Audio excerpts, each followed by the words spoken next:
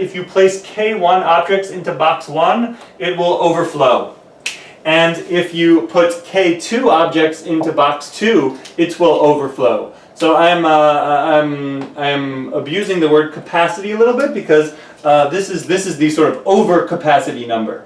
And this is n box. We have n boxes, of course. So this is Kn. So let Kn represent the number at which box n will overflow.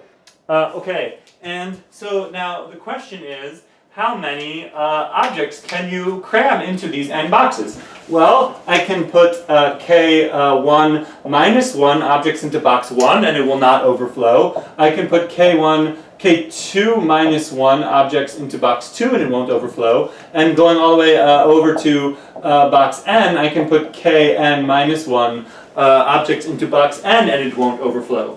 Thus, if K is K1 plus K2 plus all the way up to Kn plus n, everything is okay. And I can precisely fit the appropriate number of pigeons into the appropriate number of boxes with the different capacities without any overflow. But now we see this plus 1 here is saying that if you give me one more object, then it will surely overflow one of the boxes. And now this theorem makes complete sense, right? If you give me this many objects are placed into these n boxes, then there must be some box, there must be some I, which is just to say there must be some box, which has at least Ki objects in it. In other words, there must be one box for which that box hits its capacity number at which point it overflows. And the way to prove this is exactly like we've been proving our other theorems, right? The way to prove this is rushing so the video doesn't get cut off is to say suppose not. If it's not the case that there exists an I such that box I has greater than or equal to Ki objects, then what does that mean? It means that for all I, box I has less than Ki objects in it.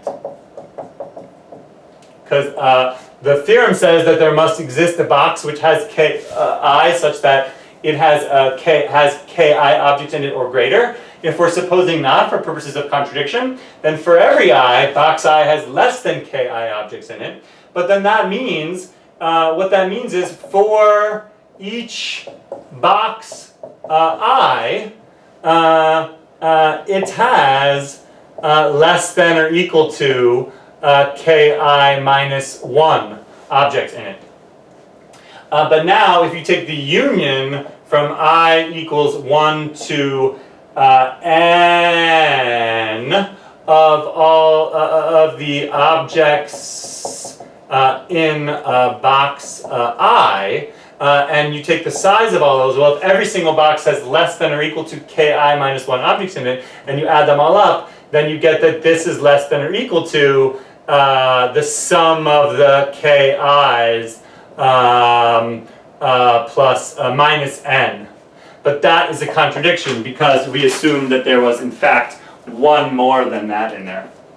Okay, good. That was me finishing going over the homework. Ending right in time or not. Woo.